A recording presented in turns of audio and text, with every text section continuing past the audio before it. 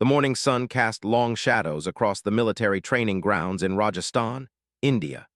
General Vikram Singh stood with his hands clasped behind his back, watching his best marksmen prepare for what should have been a routine demonstration. The visiting defense officials from New Delhi had specifically requested to see the Army's precision shooting capabilities, and the general had handpicked his 13 finest shooters for the task. The target stood gleaming in the distance, a metallic disc positioned exactly 4,000 meters away. At this range, even experienced snipers found it challenging to maintain accuracy. The slightest tremor in hand, the gentlest breeze, or a moment's lapse in concentration could send a bullet wide of its mark. Yet these were not ordinary soldiers. Each man had years of training, countless hours at the firing range, and medals decorating their chests. Captain Rajesh Sharma stepped up to the firing line first. He had earned his reputation during border conflicts, where his steady aim had saved countless lives. He positioned himself carefully, adjusting his rifle with practiced precision. The scope aligned perfectly with the distant target. His breathing slowed to the methodical rhythm he had perfected over years of service. The first shot rang out across the desert landscape. The spotter's voice crackled through the radio, "Missed 2 meters left." A murmur of surprise rippled through the gathered officials. Captain Sharma frowned, adjusting his position. His second attempt sailed just as wide. Then came Sergeant Major Gupta, a man whose shooting skills were legendary among the ranks. His bullet struck the sand several meters from the target. One by one, the marksmen took their positions. Each shot that followed brought the same disappointing result. By the time the 13th soldier had fired and missed, an uncomfortable silence had settled over the training ground. General Singh felt sweat beading on his forehead despite the morning coolness. The visiting officials exchanged glances, their expressions growing increasingly skeptical. This was not the impressive demonstration they had traveled hundreds of miles to witness. "Perhaps the equipment needs calibration," suggested one of the observers diplomatically, though his tone carried obvious doubt about the Army's capabilities. General Singh's jaw tightened. His reputation, built over 3 decades of military service, felt like it was crumbling with each missed shot. He had personally vouched for these men's abilities. He had assured his superiors that this demonstration would showcase the Indian Army's precision and skill. Instead, he was watching his career potentially unravel in the desert heat. "Sir," a young lieutenant approached hesitantly, "there might be atmospheric conditions affecting the shots. The heat waves are quite strong this morning." But the general knew better. These men had trained in far worse conditions. They had performed successfully in actual combat situations where lives depended on their accuracy. Something was different today, something that made even his best soldiers unable to find their mark. As the officials began to murmur among themselves, their voices carrying undertones of disappointment and concern, General Singh made a decision that would seem desperate to anyone watching. He turned to the small group of observers and support staff standing behind the firing line. "Any sharpshooters here?" he asked, his voice carrying across the silent training ground. The question hung in the air like the desert dust kicked up by the failed bullets. Most of the support staff looked down at their feet, unwilling to meet the general's gaze. The civilian contractors shook their heads. The military drivers and cooks remained silent. This was clearly not their area of expertise. But from the back of the small crowd, a voice spoke up quiet but clear. "Sir, I can try." Every head turned toward the source of the voice. Standing among the support staff was a woman in her early 40s, wearing a simple khaki uniform that marked her as civilian support personnel. She was neither tall nor imposing, with calloused hands that spoke of hard work and intelligent eyes that seemed to take in every detail of her surroundings. Her name was Meera Devi, and she worked as a maintenance supervisor for the training facility. For the past 8 years, she had quietly gone about her duties ensuring the targets were properly positioned, the equipment was maintained, and the ranges were kept in perfect condition. She was the kind of person who blended into the background, noticed by few but essential to the smooth operation of everything around her. General Singh stared at her for a long moment. The visiting officials looked confused, uncertain whether this was some kind of joke. A woman who worked in maintenance, claiming she could accomplish what 13 trained soldiers had failed to do. "Ma'am," the general said carefully, "this is a 4,000-meter shot. It requires considerable skill and training." Meera nodded respectfully. "Yes, sir, I understand." "Have you fired a rifle before?" Yes, sir, I have. The general found himself in an impossible position. His trained marksmen had failed spectacularly in front of important officials. His reputation was already damaged. Could allowing a civilian woman to attempt the shot make things any worse? Or was this simply prolonging an embarrassing situation? The visiting defense official who had spoken earlier stepped forward. General, perhaps we should conclude this demonstration and review the equipment at a later date. But something in Mira's steady gaze gave the general pause. There was a confidence there, a quiet certainty that seemed at odds with her humble position. In his years of military service, he had learned to recognize certain qualities in people: determination, focus, the kind of inner strength that often went unnoticed until moments of crisis revealed it. Very well, he said finally. If the lady wishes to attempt the shot, I see no harm in it. A ripple of uncertain murmurs passed through the group. Some of the failed marksmen looked embarrassed that a civilian was being given the chance they had missed. Others seemed curious about what would happen next. The officials maintained their diplomatic expressions, though their patience was clearly wearing thin. Mira walked calmly toward the firing line. She moved with purpose but without hurry, her steps steady on the packed desert sand. When she reached the rifle that had been set up for the demonstration, she paused and examined it carefully. Her hands moved over the weapon with familiarity, checking the scope alignment, testing the trigger weight, feeling the balance of the stock against her shoulder. "The rifle is sighted correctly?" she asked the nearest soldier. "Yes, ma'am, it was zeroed this morning." Mira nodded and positioned herself behind the weapon. But instead of immediately taking aim, she did something that surprised everyone watching. She closed her eyes and stood perfectly still for nearly a minute, as if listening to something only she could hear. The desert wind whispered across the training ground. In the distance, a hawk circled lazily in the thermal currents rising from the heated sand. The sun climbed higher, and the air began to shimmer with the first heat waves of what would become a scorching day. When Mira finally opened her eyes and settled into firing position, something had changed in the atmosphere around the firing line. The casual chatter had stopped entirely. Even the skeptical officials found themselves watching intently, drawn by the quiet confidence radiating from this unexpected marksman. She pressed her cheek to the rifle stock and peered through the scope toward the distant target. Her breathing became slow and controlled. Her finger found the trigger with the gentle touch of someone who understood exactly how much pressure was needed. For a moment that stretched like eternity, the entire training ground held its breath. Then Mira Davy, maintenance supervisor and unknown sharpshooter, squeezed the trigger. The crack of the rifle shot echoed across the desert, rolling away into the vast emptiness beyond the training facility. Everyone strained their eyes toward the distant target, squinting against the morning sun and the heat haze that was beginning to rise from the sand. The spotter's voice came through the radio, clear and incredulous. "Direct hit, center mass." The silence that followed the spotter's announcement was deafening. General Singh felt his mouth go dry as he processed what had just happened. 13 trained soldiers had missed a target that this quiet civilian woman had hit perfectly on her first attempt. The visiting officials stood frozen, their expressions shifting from skepticism to amazement to something approaching disbelief. Captain Sharma lowered his binoculars slowly, his face pale beneath his military tan.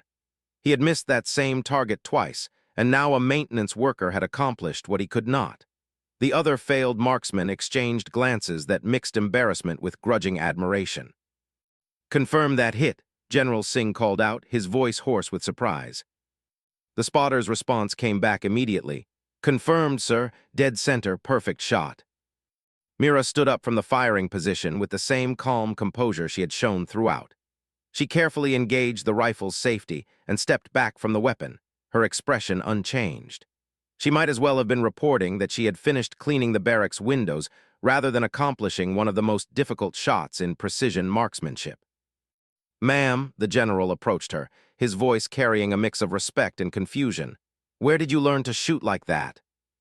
Mira smoothed down her uniform and looked directly at him. "My father taught me, sir. We lived in a village near the border. Sometimes it was necessary." The simple explanation only deepened the mystery.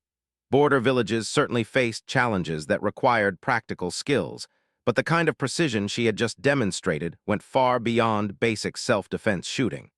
This was the work of someone with extraordinary natural ability combined with serious training.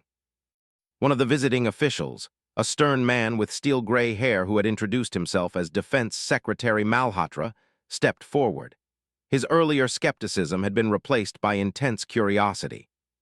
"Miss, that was a remarkable shot, truly remarkable, but I must ask, was that perhaps fortunate, a lucky shot?" The question hung in the air like a challenge. Mira considered it for a moment, then looked toward the distant target stand where several more metallic discs waited unused. "Would you like me to try again, sir?" Secretary Malhotra nodded slowly. "Yes, I think we would all appreciate seeing that." This time, there was no casual conversation as Mira returned to the firing line. Word of the incredible shot had spread quickly among the support staff and soldiers, and a larger crowd had gathered to witness what might happen next. The pressure was different now. Her first success had elevated expectations rather than relieved them. The second target was positioned at the same 4,000-meter distance, but slightly to the left of the first position. Mira went through the same careful ritual, examining the rifle, checking the scope, and then standing motionless with her eyes closed as she seemed to read something in the environment that no one else could sense. When she fired the second shot, the crack of the rifle seemed to echo with more authority. Again, all eyes turned toward the distant target. Again, the spotter's voice confirmed what seemed impossible. Direct hit, perfect center. Now the murmurs began in earnest. Two perfect shots at extreme range were beyond coincidence. This was skill of the highest order, displayed by someone who, until 10 minutes ago, had been invisible to everyone present except as part of the support staff. "One more," Secretary Malhotra said, his voice tight with amazement. "Please." The third target was positioned even farther to the right, testing whether Mira could adjust for different angles while maintaining the same incredible precision. By now, her calm confidence had infected everyone watching. There was something almost hypnotic about her preparation ritual, the way she became completely still before each shot. The third bullet found its mark with the same devastating accuracy. Secretary Malhotra turned to General Singh with an expression that mixed accusation with amazement. "General, you have been hiding a treasure. This woman shoots better than anyone I have seen in 30 years of military observation." But General Singh was just as stunned as anyone else. "Sir, I had no idea of her abilities. She works in maintenance. I have never seen her on a firing range." This statement prompted Mira to speak up quietly. "Sir, I do not use the official ranges. I practice in the early mornings before duty hours on the unused section of the grounds."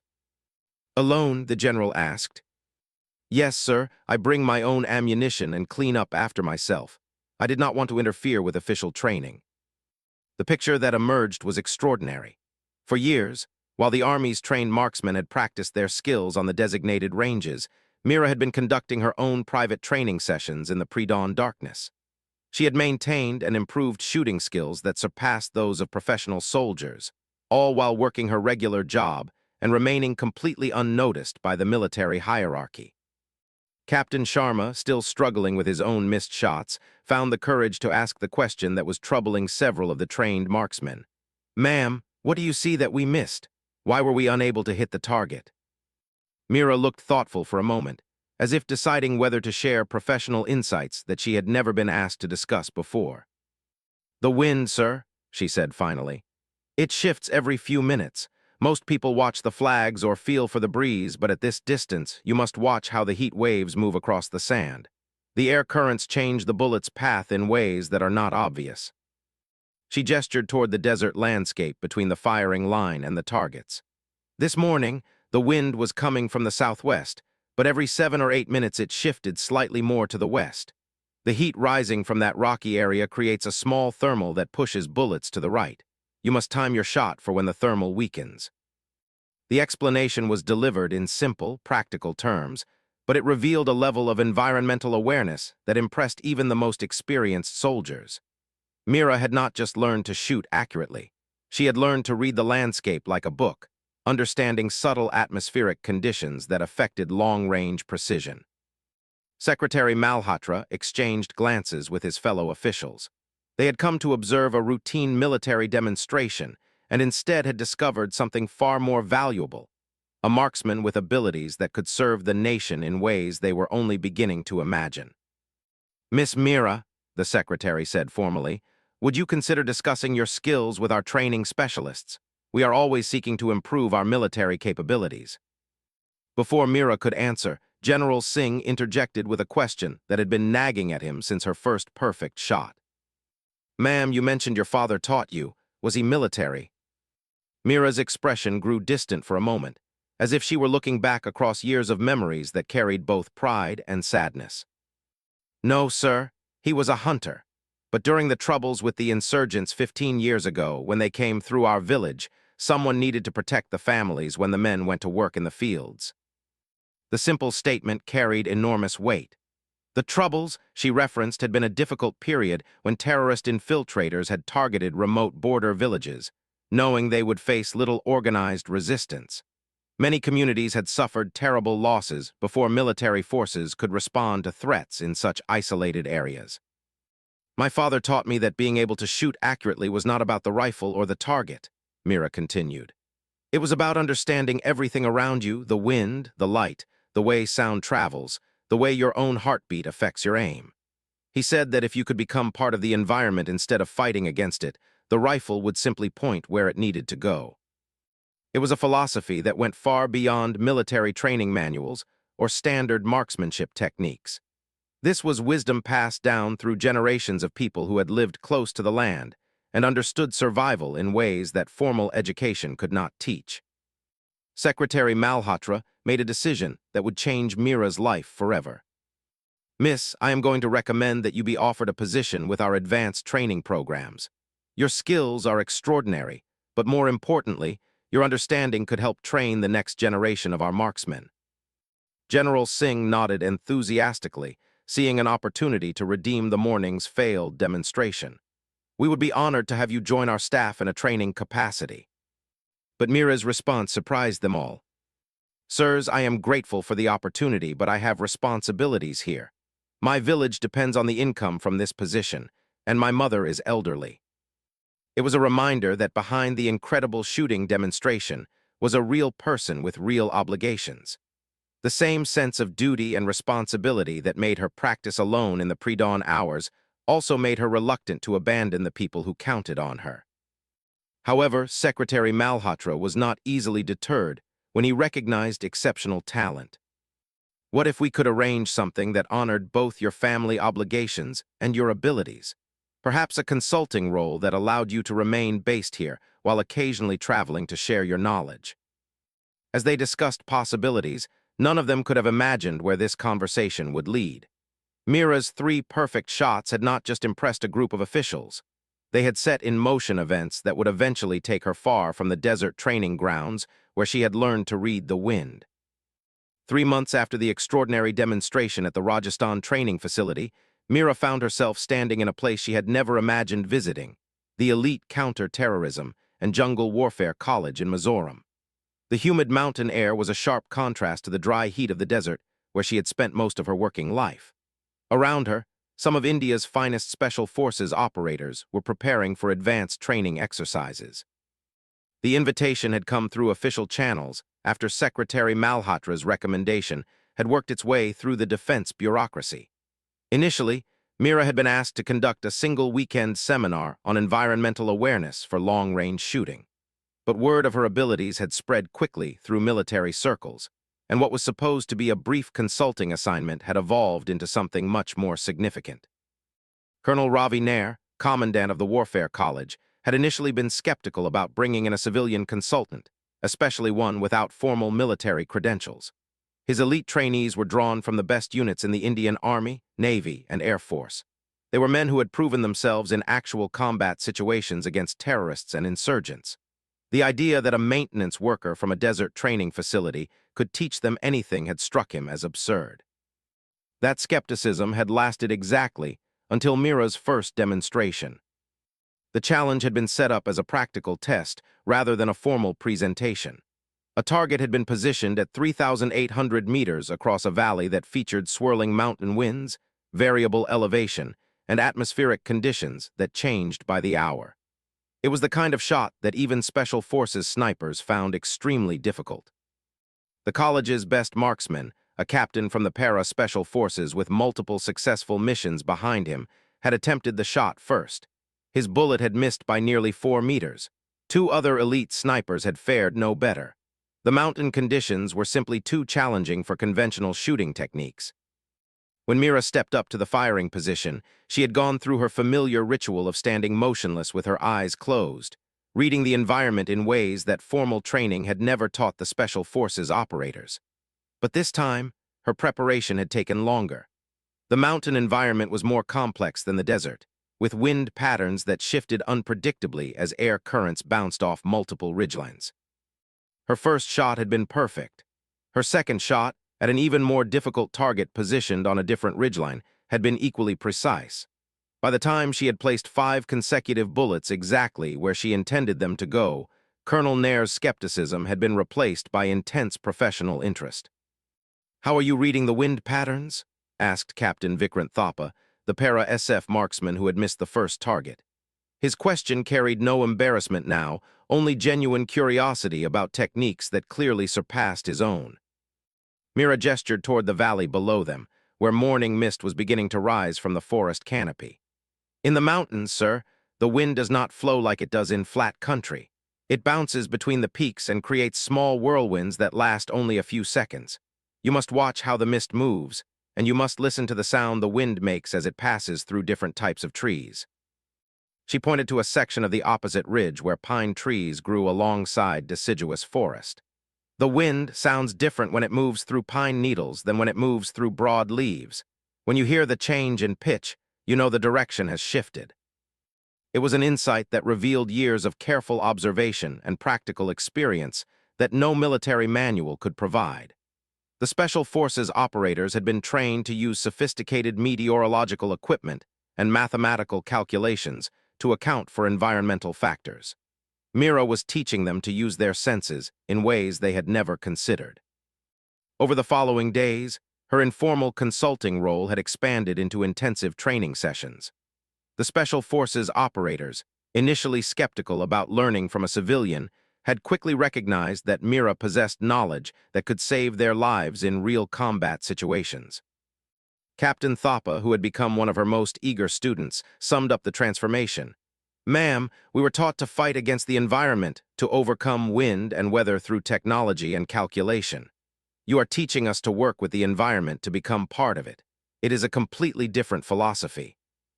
The success of the mountain training had led to an even more unusual request.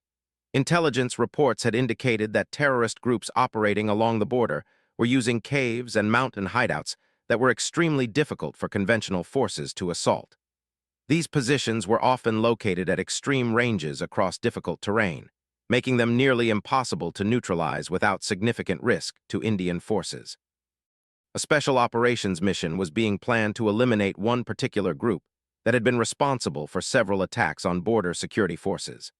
The target location was a cave complex situated on a mountainside approximately 4,200 meters from the nearest position that assault teams could safely occupy.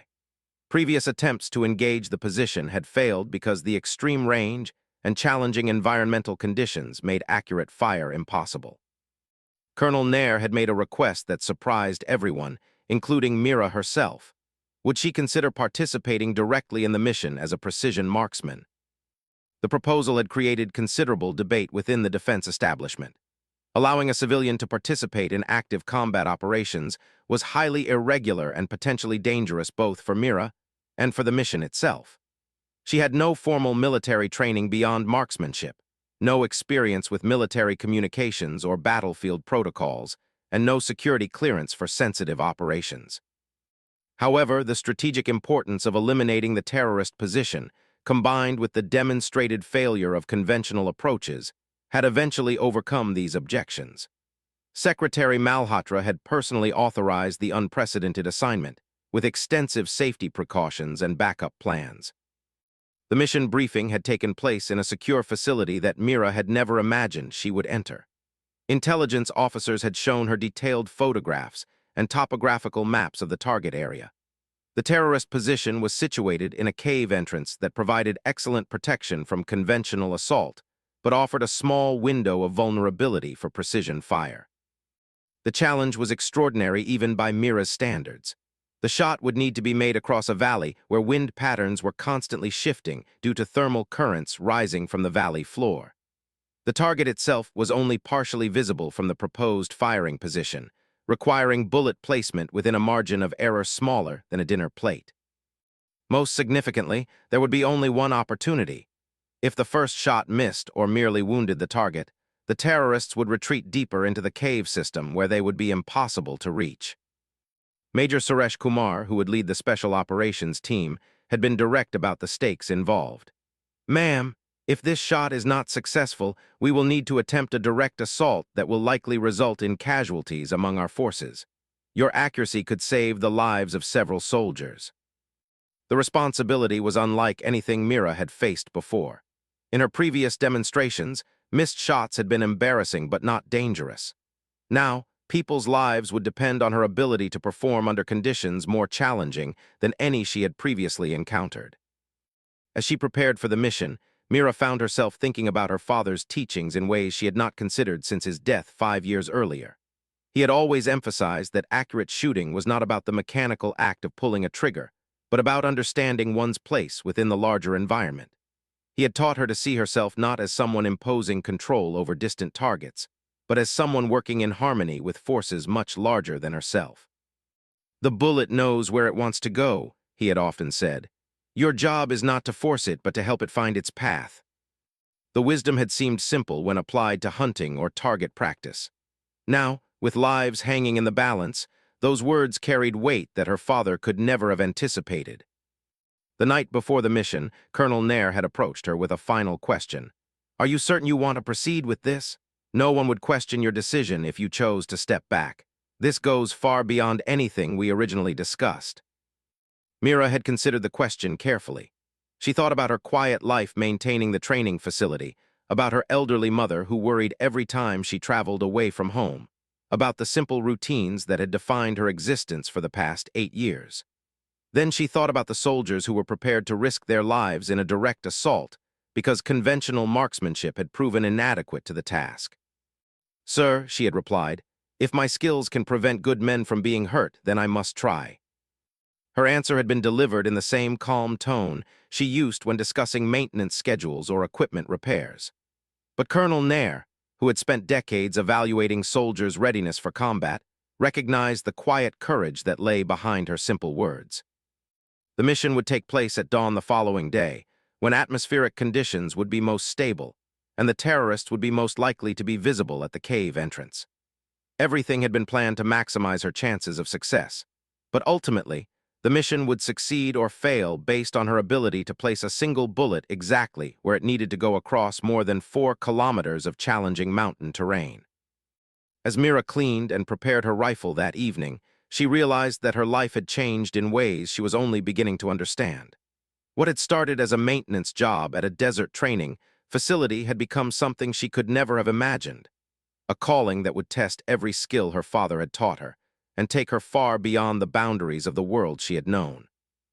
The pre-dawn hours in the mountains carried a chill that seemed to seep into every piece of equipment. Mira lay perfectly still in the carefully constructed firing position, watching the valley below slowly emerge from the darkness. Around her, the Special Operations team maintained absolute silence as they waited for the critical moment when atmospheric conditions would be optimal for the most important shot of her life. Major Kumar had positioned his men with military precision. 2 teams were ready to advance if the precision shot failed and a direct assault became necessary. Electronic surveillance equipment monitored the terrorist cave for any sign of movement. Medical personnel waited in a concealed location, prepared for casualties that everyone hoped would be unnecessary. But the success or failure of the entire operation rested with Mira and her ability to place a single bullet exactly where it needed to go across 4,200 meters of challenging mountain terrain. The target zone had been clearly identified during reconnaissance missions over the previous weeks. The cave entrance faced east, which meant the terrorists would be silhouetted against the morning light when they emerged for their routine dawn observation of the valley below. Intelligence reports indicated that their leader, a man responsible for multiple attacks on Indian security forces, always appeared at the cave entrance at first light to scan for military activity in the surrounding area. This routine had become his weakness. The same caution that had kept him alive through years of guerrilla warfare had created the predictable pattern that would allow Mira to find him in her scope. As the sky began to lighten, Mira went through her preparation ritual with even more care than usual. The mountain environment presented challenges she had never faced before. The valley created complex wind patterns that changed as the sun began to heat different sections of the landscape. Thermal currents rose from the forested valley floor, while cool air descended from the snow-covered peaks above. The interaction between these air masses created swirling currents that could deflect a bullet in unpredictable ways. She closed her eyes and listened to the mountain's voice. The sound of wind through pine trees carried a different message than the whisper of air through the rhododendron bushes scattered across the slopes. The distant rush of a mountain stream provided a baseline against which she could detect the subtle changes in air movement that would affect her shot. "Target movement," whispered the forward observer, his voice barely audible through the communication system. "Single figure at the cave entrance." Mira opened her eyes and settled behind her rifle. Through the high-powered scope, she could see the distant cave entrance as a dark shadow against the lighter rock face. The range was extreme, far beyond what most marksmen would attempt under ideal conditions, let alone in the complex environment of a mountain valley. As she watched through the scope, a figure emerged from the cave entrance. The man was tall and bearded, carrying himself with the confidence of someone who had successfully evaded capture for years. He stood at the edge of the cave entrance, scanning the valley below with practiced caution. This was the moment. Weather conditions were as favorable as they were likely to become. The target was clearly visible and stationary. The Special Operations team was in position for immediate follow-up if needed. Everything had been planned and prepared as thoroughly as possible. Yet Mira found herself hesitating. In all her years of shooting, she had never aimed at a human being. Her targets had been metallic discs and paper bullseyes, inanimate objects that posed no moral complexity.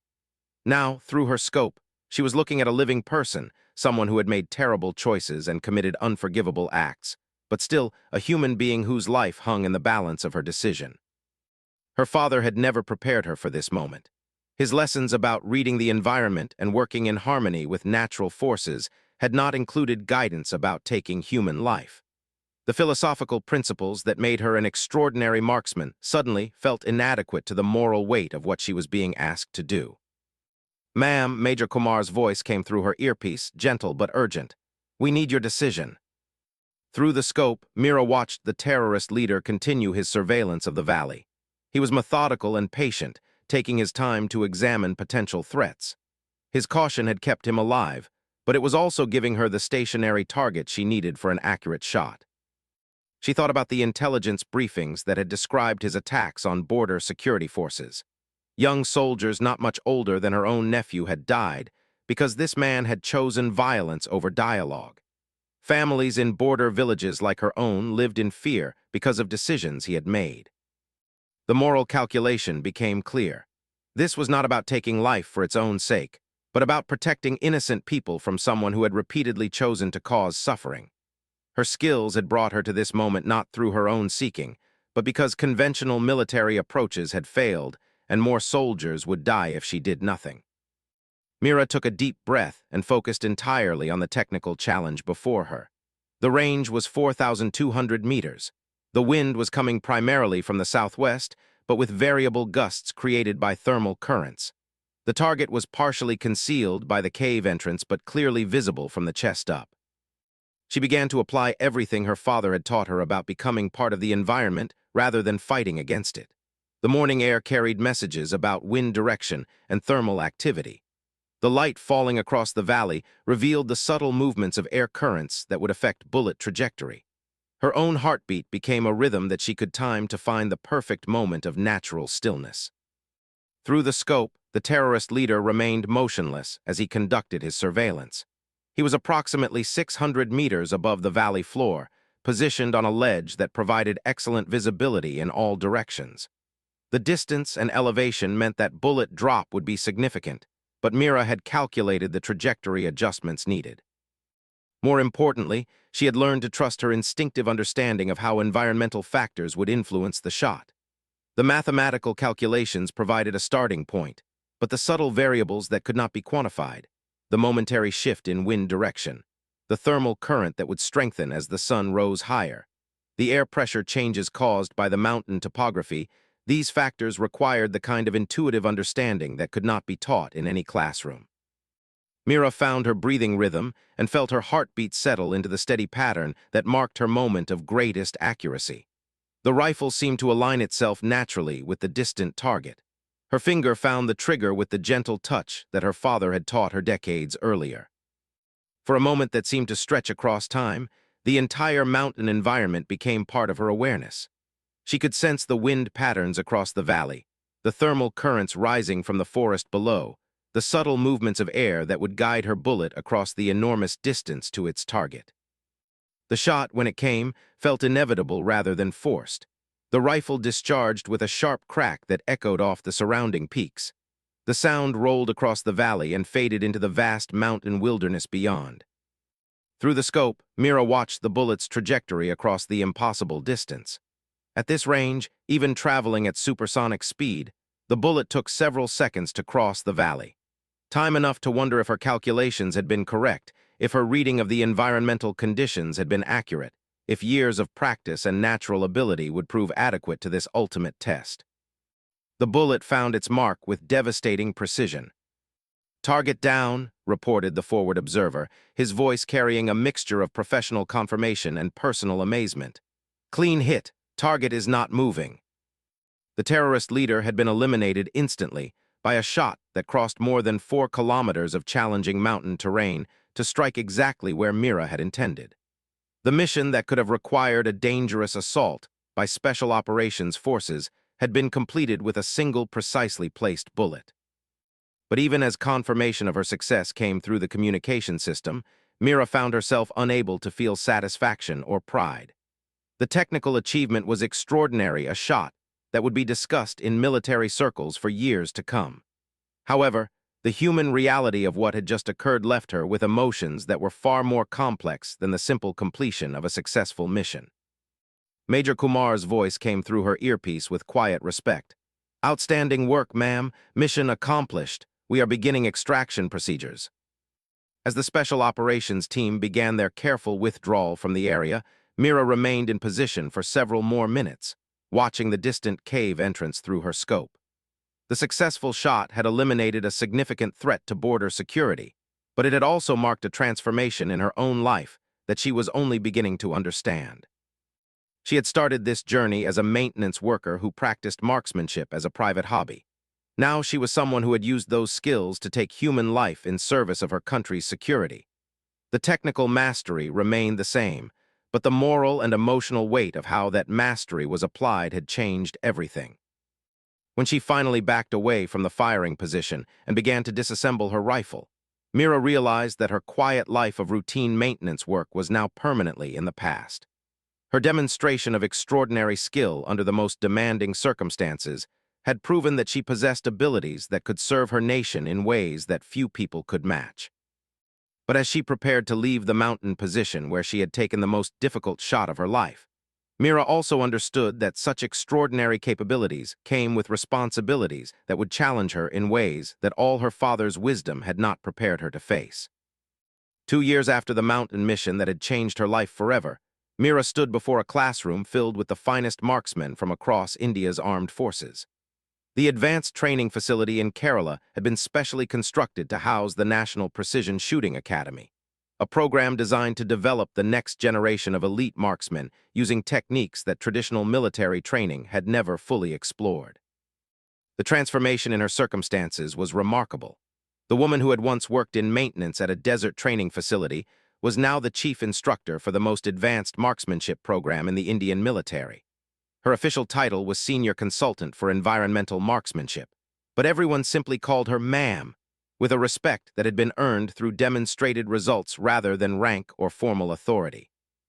The students in her classroom represented the absolute elite of their respective services: Navy SEALs, Army Para Special Forces, Air Force Guards, and intelligence operatives.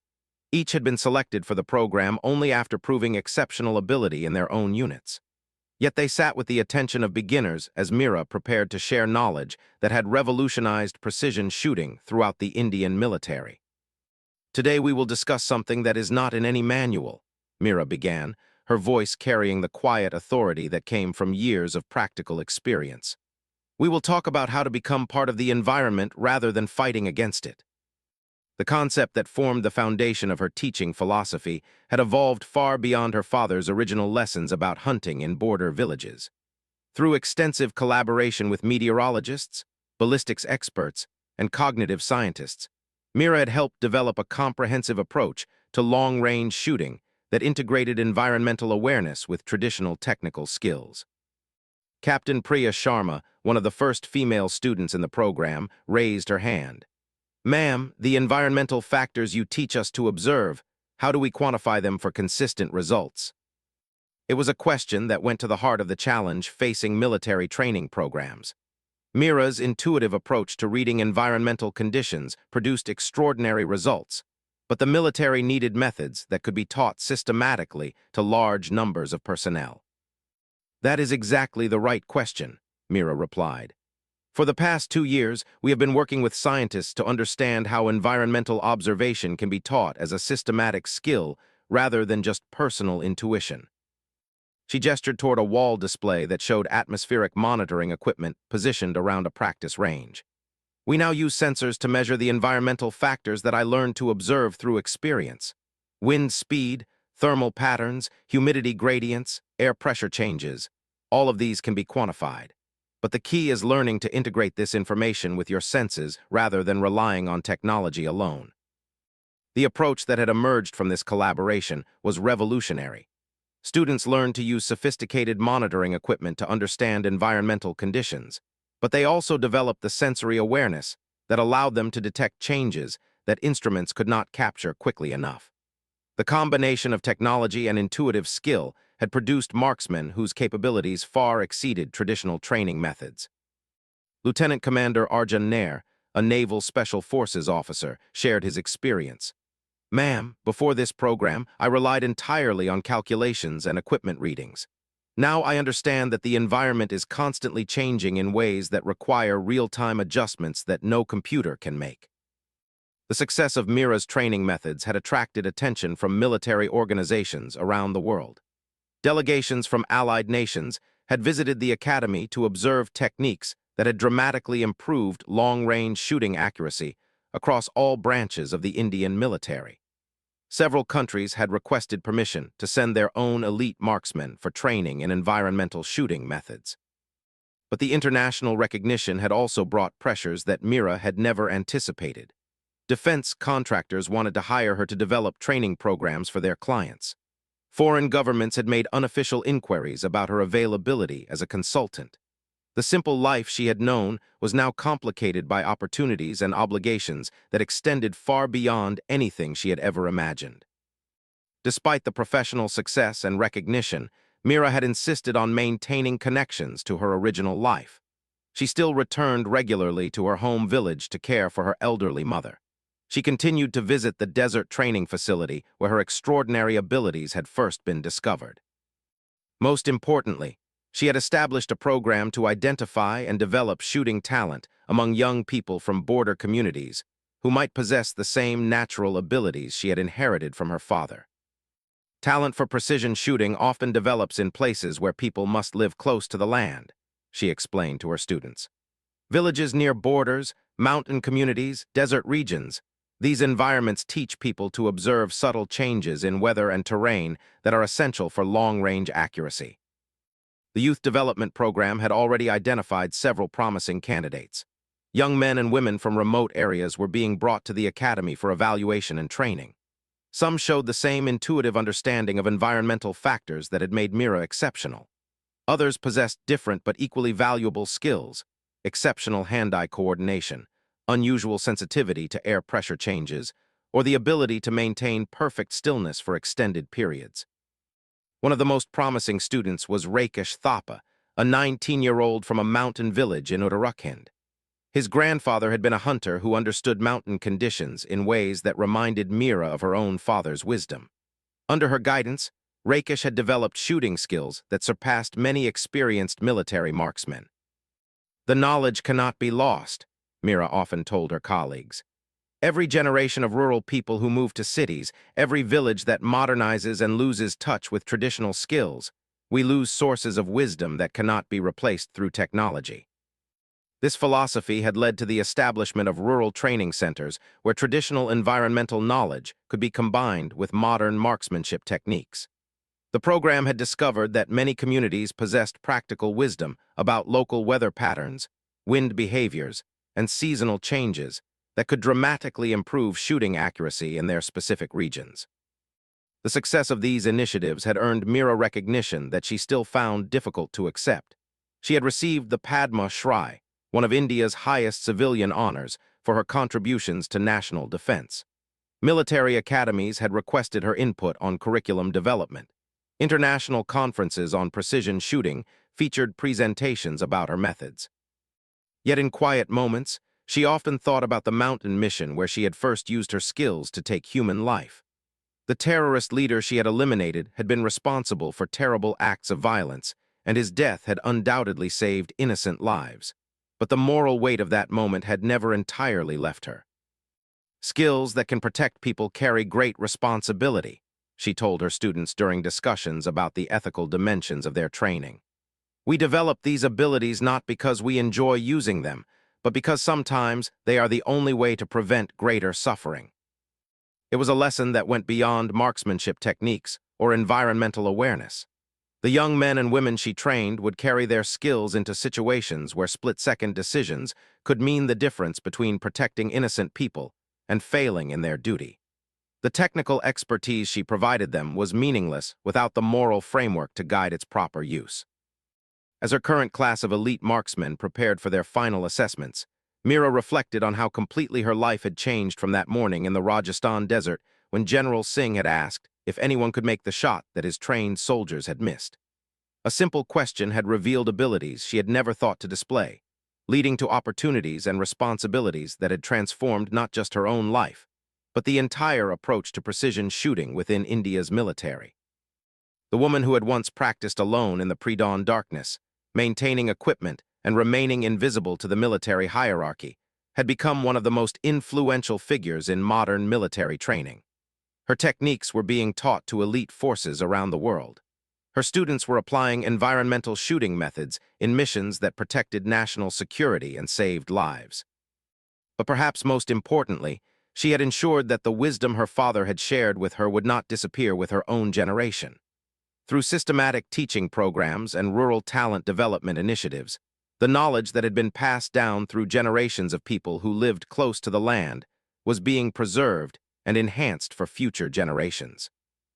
As she watched her students prepare for their final shooting assessments, Mira knew that her father would have been proud of how far his teachings had traveled.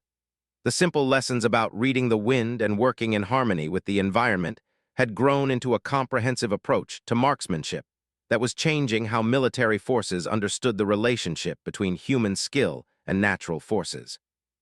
The girl who had learned to shoot in a border village to protect her community had become a teacher whose students would protect the entire nation.